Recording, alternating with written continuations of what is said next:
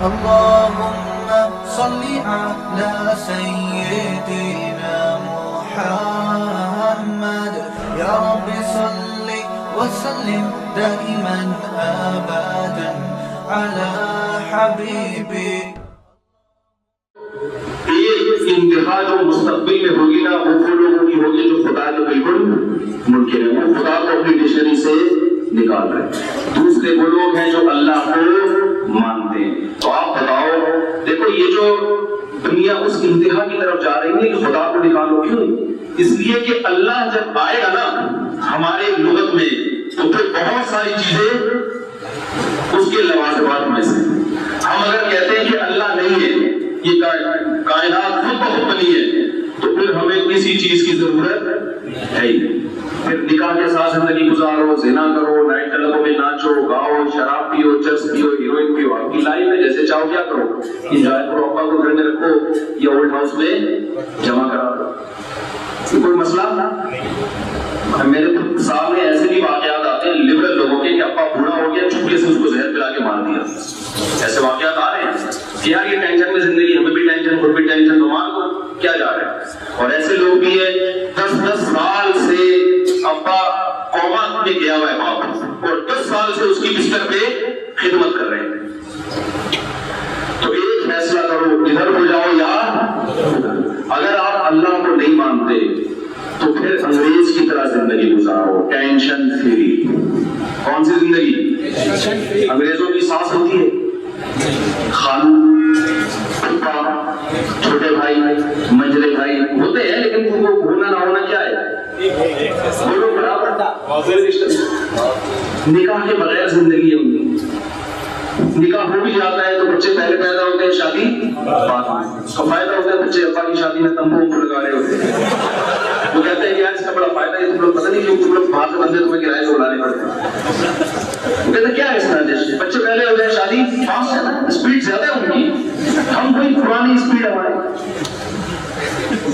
لیکن بچے پیدا کرنے کی اسپیڈ ہماری. میں آسٹریلیا میں تھا تو وہاں حکومت الاؤنس دیتی ہے بچے زیادہ پیدا کرنے پر. حکومت کیا کرتی ہے؟ بیٹی تھی اب نہیں دیتی، جتنے بچے ہوں گے گورنمنٹ الگ سے پیسے دے گی. تو ہمارے پاکستانیوں نے کہا کہ اب یہاں جاب بھی ہم نے یہی کرنی ہے. کیا کیا انہوں نے؟ اسپیڈ ایکسیلیٹر پہ پاور کے کھڑے ہو گئے، ہر سال پیدا. حکومت نے یہ سسٹم کیا کر دیا. تو میں نے وہاں بیان کیا، میں نے کہا دیکھو آپ کا الاؤنس تو ختم ہو گیا ہے، اسپیڈ میں کمی نہیں آنی چاہیے. اسپیڈ میں کمی نہیں آنی چاہیے، کیونکہ جو مذہب کو نہیں مانتے وہ ابا کے اولڈ ہوم میں جمع کرانے کے قائل ہیں، وہ کتوں کو اولاد پر ترجیح دینے کے قائل ہیں، وہ اولاد کی وراثت کے قائل نہیں ہے، وہ نکاح طلاق کے قائل نہیں ہے، وہ جیسا چاہے لباس پہنے، داڑھی رکھے نہیں رکھے، اللہ کی عبادت کرے نہیں کرے، ان کی صحتوں پہ اس سے کوئی اثر نہیں پڑتا. اولاد پیدا ہو ٹھیک ہے، نہیں ہو تو بھی ٹھیک ہے، حمل ماں کے پیٹ میں ضائع کر دو تو بھی ٹھیک ہے. قتل وتل ان کے ہاں جب تک دنیا میں نہیں آیا اس وقت تک قتل بھی کر سکتے ہیں. لیکن جو لوگ اللہ کو مانتے ہیں تو پھر اللہ کی ایک ایک چیز ان کو ماننی پڑے گی. دیکھو جو حکومت کا باغی ہوتا ہے وہ ایک بھی نہیں مانتا، جو مانتا ہے پھر اس کو ہر چیز میں حکومت کے قانون کو فالو کرنا پڑتا ہے. تو آج ایک فیصلہ کرو کہ اللہ ہے یا نہیں ہے. اگر نہیں ہے تو بھائی یہ ساری ٹینشنیں کیا ہو گئی؟ ختم. ٹینشن فری زندگی جیسے انگریز کی ہے. انگریزوں کے ملک میں آپ ہوٹل پہ لکھ کے بھی ٹینشن تلاش کرو گے آپ کو نہیں ملے گی. ٹینشن چاہیے آپ کو نہیں ملے گی. کہہ رہے یار ٹینشن کس بات؟ چرس بھی ہے، ہیروئن بھی ملے گی، شراب بھی ملے گی، نائٹ کلب بھی ہے، زنا بھی ہے، سب کچھ ہے وہاں پہ. تو یا تو یہ زندگی ہے یا کون سی زندگی ہے جس میں اللہ ہے. تو جب اللہ ہے تو پھر اللہ کیا کہتا ہے؟ یا ایھا الناس اعبدوا، اے لوگوں غلامی کرو اس اللہ کی جس نے تمہیں پیدا کیا. غلام کی اپنی مرضی کہیں بھی بالکل بھی نہیں چلتی. غلام کا مطلب یہ ہے کہ بس اپنے اوپر کنٹرول ہی نہیں ہے. تو اگر یہ کائنات میرے بھائی خود سے بنی ہے تو ضرورت نہیں ہے. لیکن اگر میں ایک چھوٹی سی مثال دیتا ہوں، ہر جگہ دیتا ہوں میں مثال. میں زیادہ لمبی مثال نہیں دوں گا. دیکھو ایک یہاں گلاس رکھا ہوا ہو اور میں بیان کروں, میرا ہاتھ سے گر کے وہ ٹوٹ جائے گلاس. آپ پوچھیں گے مفتی صاحب یہ گلاس کیوں توڑا, میں کہوں گا توڑا نہیں ہے بلکہ ٹوٹ گیا. تو بات صحیح ہوگی بھائی, اتفاق سے ہو گیا. کیا خیال ہے؟ تو مجھے اس کی وجہ بیان کرنے کی ضرورت نہیں ہے کہ کیوں توڑا, ٹوٹ گیا. مجھے کیوں نکالا, ہمیں تھوڑی نکالا ہے, ہم نے تھوڑی نکالا ہے. ایک موٹے آدمی کا انتقال ہو گیا, کوئی گندہ نہیں دے رہا تھا, اس کی بچے کہنے لگے یار اس کو اٹھاؤ گے نا, ہم نے تھوڑی مارا ہے بھائی, وزن زیادہ تھا, ہم نے تھوڑی مارا ہے. تو اگر گلاس خود بخود ٹوٹ گیا تو مجھے اس کی ریزن بیان کرنے کی ضرورت نہیں. لیکن یہاں گلاس رکھا ہوا تھا اور جڑ گیا, 4 ٹکڑے تھے آپس میں, کیا ہو گئے, جڑ گئے, سمن پونڈ سے جڑ گئے. آپ کہو مفتی صاحب مسجد میں تو آپ کے علاوہ کوئی بھی نہیں تھا, تو آپ نے گلاس کیوں جوڑا؟ آپ کو تو نے بیان کے لیے بلایا تھا, گلاس جوڑنے کے لیے تھوڑی بلایا تھا. یہ کام تو کوئی بھی کر سکتا تھا. میں جواب میں کہوں کہ جوڑا نہیں ہے بلکہ خود بخود جڑ گیا. مان لو گے بھائی چیزیں خود بخود ٹوٹ تو سکتی ہیں, جڑ نہیں سکتی. مجھے ایک بات بتاؤ, 4 ٹکڑوں والا گلاس خود بخود جڑ نہیں سکتا, تو ماں کے پیٹ میں پانی سے ایک انسان جڑ کے نکل آئے جس میں اس کی کھوپڑی میں تو آنکھیں فٹ ہو جائے, کھوپڑی میں تو کان فٹ ہو جائے, اور منہ کے اندر زبان اور دانت اور ناک اور جگر اور گردے اور کھوپڑی کے اندر دماغ, یہ پورا انسان پینٹنگ کا کام ہو رہا ہے ماں کے پیٹ میں, اور پورا انسان تیار ہو کے ماں کے پیٹ سے باہر آیا اور فوراً ماں کی چھاتیوں میں دودھ پیدا ہو گیا. اور اسے کچھ بھی نہیں آتا بچے کو, لیکن اسے دودھ پینا بھی آتا ہے اور یہ بھی پتا ہے کہ دودھ کہاں سے ملے گا. اللہ کی قسم اربوں کھربوں سال میں جیسے ایک گلاس خود سے جڑ نہیں سکتا, ایک انسان جڑ کے ماں کے پیٹ سے باہر نکلے جو چلتا پھرتا ہنستا کھیلتا بولتا, ایسا انسان کھربوں سال میں بھی خود سے جڑ کے پیدا نہیں ہو سکتا. یہ ناممکن ہے. تو یہ جو یونیورسٹی میں پڑھایا جا رہا ہے نا, بندر سے ہم بنے انسان, اتفاق سے بنے, یہ دنیا کا بہت بڑا جھوٹ ہے. میں تو لوگوں سے کہتا ہوں کہ سائنسدانوں سے پوچھو کہ اگر ہم بندر سے بنے تو ہماری تم کہاں گئی؟ یا تو ہمیں تم چاہیے یا تم کے پیسے چاہیے. عجیب بات ہے یار, تم بھی چھانٹ اور تم کے پیسے بھی نہیں دے رہے.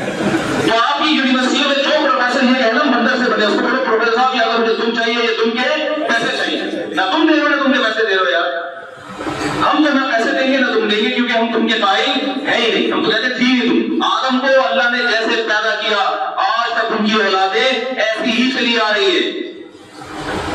تو ہم خدا کے ماننے والے, یہ کائنات خود بخود وجود میں نہیں آ سکتی. یہ بچی ذرا پکڑے بات کر لیجیے, خود نہیں آ سکتی بھائی. کسی ہم خود ہی خود مل گئی جسے ہم بنے نہیں ہیں, بنائے گئے ہیں. تو میرے بھائی مجھے بتاؤ, جب بنائے گئے ہیں تو بنانے والے نے بے مقصد بنایا ہے یا با مقصد؟ بلا بے مقصد نہیں بنا. آپ ایک ٹھیکیدار نے ایک بلڈنگ بنا دی, کروڑوں روپے کا سرمایہ خرچ کیا, بہت کچھ. آپ پوچھ رہے کیوں بنایا؟ وہ غیر ایسی بنا دیا میں نے, ایسے تھوڑی ہو سکتا ہے. تو اللہ تعالیٰ نے اس پوری کائنات کو کیوں بنایا, اس کی وجہ اللہ نے بیان کی. آپ اتنی شاندار بناؤ اور کوئی وجہ ہی نہ ہو. تو اللہ نے پوری کائنات کو کیوں بنایا, اس کی وجہ 2 لفظوں میں بیان کی. وَسَخَّرَ لَكُم مَّا فِي السَّمَاوَاتِ وَمَا فِي الْأَرْضِ. ان باتوں کا جواب کسی کے باپ کے پاس بھی نہیں ہے جو قرآن بیان کرتا ہے. آپ کسی سائنسدان سے پوچھے کہ ہمیں بنایا کیا ہے, بنے, اس کے پاس اس کا جواب نہیں ہے. آپ اس سے پوچھے اگر کسی نے بنایا ہے, کسی مقصد سے بنایا ہے بے مقصد, اس کے پاس اس کا جواب نہیں ہے. اس کا جواب مذہب کے پاس ہے, کیونکہ خدا نے بنایا ہے, خدا ہی بتائے گا کہ میں نے کیوں بنایا ہے. لوگ پروفیسروں سے پوچھ رہے ہوتے ہیں کہ انسان کی پیدائش کا مقصد کیا ہے. لوگ صحافیوں سے پوچھ رہے ہوتے ہیں کہ ہمیں کیوں بنایا گیا. بھائی صحافی نے تھوڑی تمہیں بنایا ہے, اسکالر نے تھوڑی تمہیں بنایا ہے. جس خدا نے بنایا ہے وہ بتائے گا کہ میں نے کیوں بنایا ہے. یونیورسٹی میں لوگ نا اپنے ٹیچر سے پوچھ رہے ہوتے ہیں سر انسان کی ریزن کیا ہے پیدائش. یہ تمہارا باپ ہے جو تمہیں بتائے گا بھائی کیا ریزن ہے. نیوٹن تمہیں بتائے گا تمہیں کیوں بنایا ہے. لوگ کہہ رہے نیوٹن نے کیوں نہیں بتایا کہ ہمیں کیوں. نیوٹن کا پڑھا لکھا آدمی, بھائی نیوٹن نے ہمیں بنایا ہوتا تو وہ بتاتا نا. نیوٹن تو خود بنایا بیچارہ. تو بنانے والے کے علاوہ ہمیں کوئی بھی نہیں بتائے گا کہ ہمیں. دیکھو جنہیں نکالا گیا تھا, نکالنے والا بتائے گا نا مجھے کیوں نکالا. تو سوال بھی حکومت سے تھا کہ مجھے کیوں نکالا, تو حکومت نے بتایا اس وجہ سے نکالا. حکومت کہتے ویسے ہی نکالا ہے, ویسے. تو لوگ تو سارے پڑھیں گے یار یہ تو حکومت ہی پاگل ہے, ویسے ہی پتہ نہیں ہے کیا کر لے یار.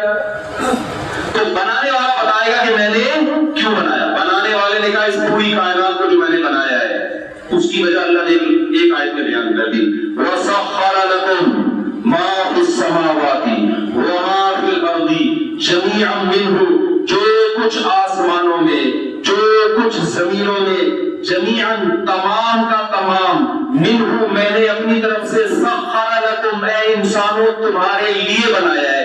اس کائنات کا مقصد تو ہمیں دو لفظوں میں سمجھ میں آ گیا، یہ کس کے لیے بنی ہے؟ میرے لیے اور آپ کے لیے۔ اب سوال گھوم کے آتا ہے مجھے کیوں بنایا؟ کیا خیال ہے بھائی؟ کوئٹہ والوں کو کیوں بنایا؟ تمہارے کے پاس اس کا جواب، تاجر کہے گا مجھے دکان چلانے کے لیے بنایا۔ کیا خیال ہے؟ مفتی صاحب کہیں گے مجھے شادیوں کے لیے بنایا۔ لوگ کہتے ہیں یہ شادیوں پر بیان کرنے کے لیے بنایا۔ کھلاڑی کہے گا مجھے کس لیے بنایا؟ کھیلنے کے لیے۔ علی ستارہ کہے گا مجھے کیٹو کی پہاڑی پہ چڑھنے کے لیے بنایا گیا تھا، اس لیے میں نے پوری زندگی اس میں کھپا دی کہ میں پہاڑی پہ چڑھ جاؤں۔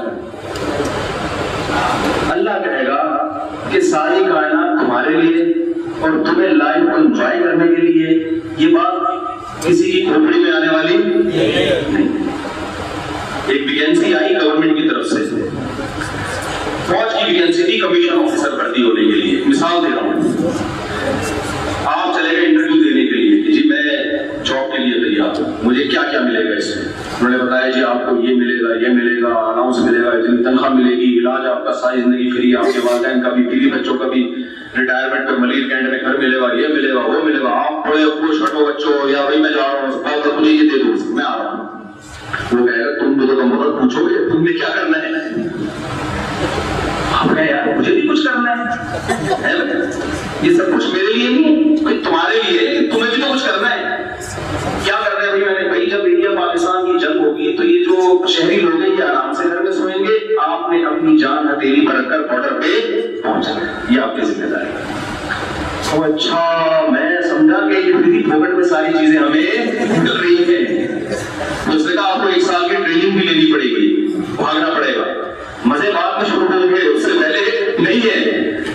آپ کو یار یہ کیا ہو؟ تو وہ انٹرویو لینے والا کہے گا کہ یہ گورنمنٹ پاگل تھوڑی ہے جو باقی شہریوں کو یہ کچھ نہیں دے رہی، تمہیں اتنا پروٹوکول دے رہی ہے۔ تو یاد رکھو جب عام دنیا کی حکومت اتنی احمق اور بیوقوف نہیں ہوتی تو اس کائنات کو بنانے والا خدا وہ کیسے باقی مخلوق پر ظلم کر سکتا ہے کہ اس نے ساری کائنات کو انسان کے لیے بنا دیا اور انسان کو انٹرٹینمنٹ کے لیے، لائف کو انجوائے کرنے کے لیے بنا دیا۔